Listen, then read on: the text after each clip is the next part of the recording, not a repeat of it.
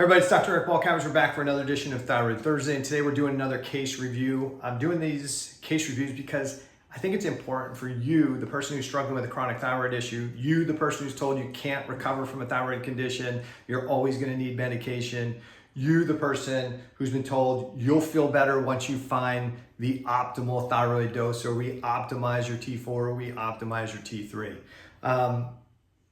It is possible to recover, for many people recover from a thyroid condition. And here's another case.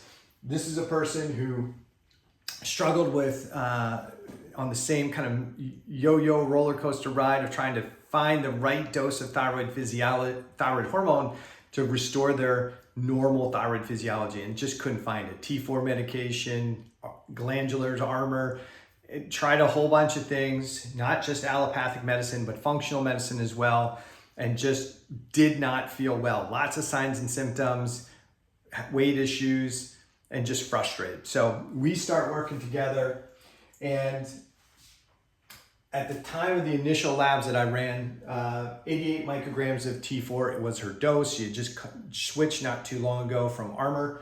Her TSH is 0.94. Total T4 is 8.2. Both of those values are pretty normal. Total T3 at 94, just below maybe the optimal range, but definitely within the lab reference range. Free T4 above most people's optimal range, but maybe still within the lab reference range.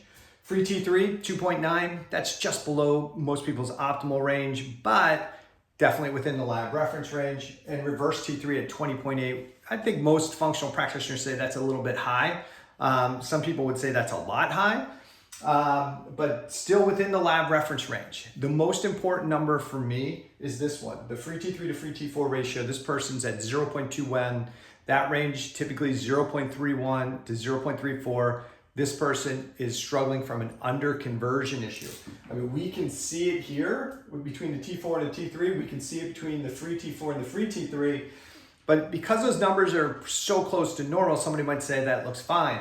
But this is the telling tale. This is really low.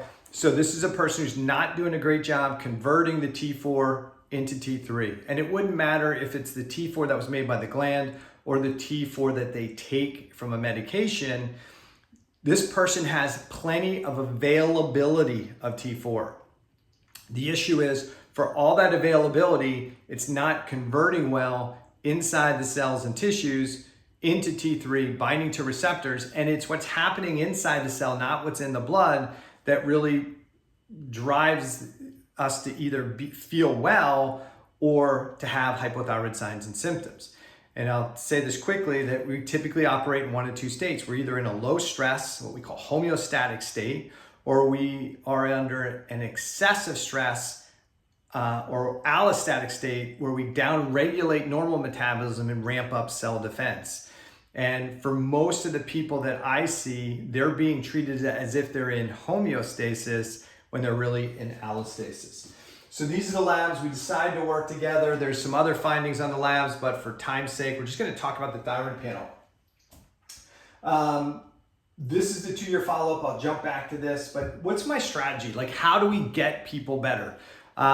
Number one, I want to make sure that if the goal is to help the thyroid recover, we're not over-medicating the person. We're not focused on trying to optimize T4 and T3 per se in the blood. We want to make sure there's enough T4, but we don't need to suppress a TSH. We need enough T4 in the system, and then I don't think in most cases we want to try and use T3 to optimize the blood levels, because it doesn't correlate necessarily to what's going on in a lot of the peripheral tissues, and it can create some hyperthyroid signs along the way.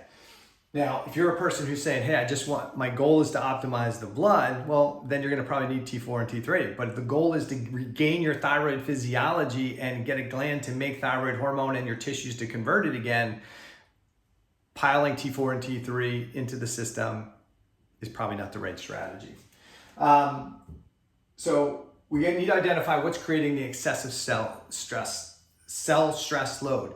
Most people, it's not one thing. It's work, it's finances, it's their disrupted sleep, it's the kids, it's their relationship with their spouse, it's their finances, it's the bacteria in their gut, it's the air quality, it's all the toxins they put on their system. It's a load. right? So we have to identify that stress load.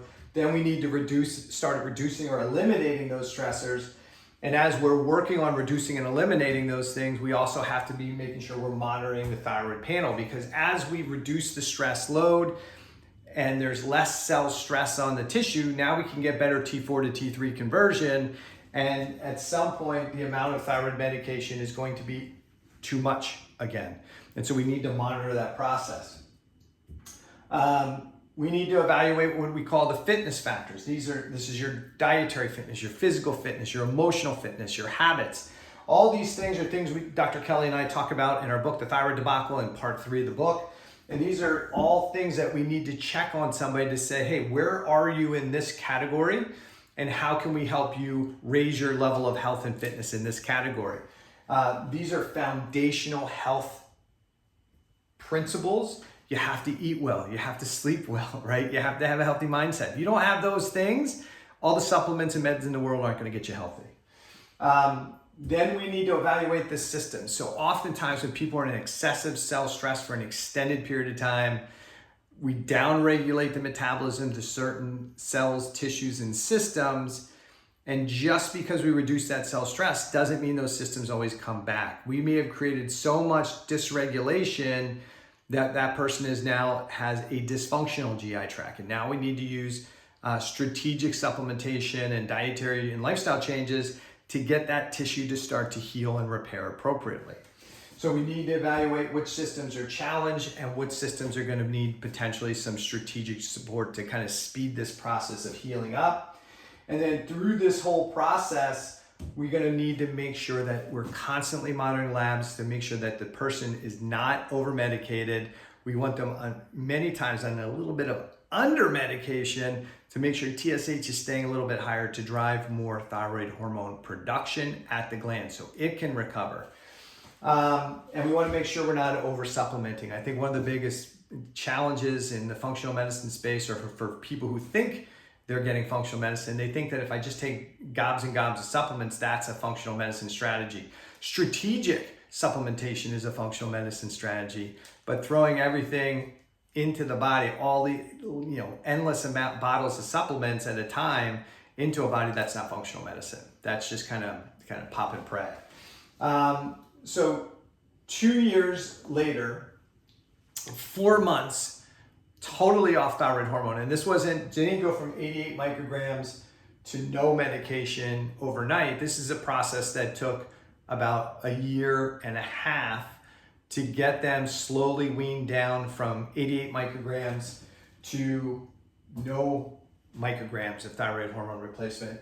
And so 4 months after no thyroid hormone replacement, here's the numbers: TSH 3.14. I know some of the diehards in the functional medicine space say for optimal it needs to be between 1 and 2. That's not true. Your TSH needs to be able to fluctuate. It varies based on season, it varies based on age, but for this person, 3.15, it is fine, or 3.14, it's fine. Total T4, 7.2. Perfect, right in the middle of the lab reference range and the optimal range. Total T3, better than it was when she was on thyroid medication. It's 115, well within the lab and the functional range. Free T4, 1.19, right in the perfect range. Free T3 is 3.0, in that perfect range. Reverse T3 is 14.2, relatively low. And the free T3 to free T4 ratio is almost perfect at 0.30. Over the course of the last 2 years, this person has had a 76% improvement of all the signs and symptoms we were tracking, and it was quite a few. And they still have some signs and symptoms. Occasionally they're tired, occasionally they get some irritability, but that's normal. We all get those things.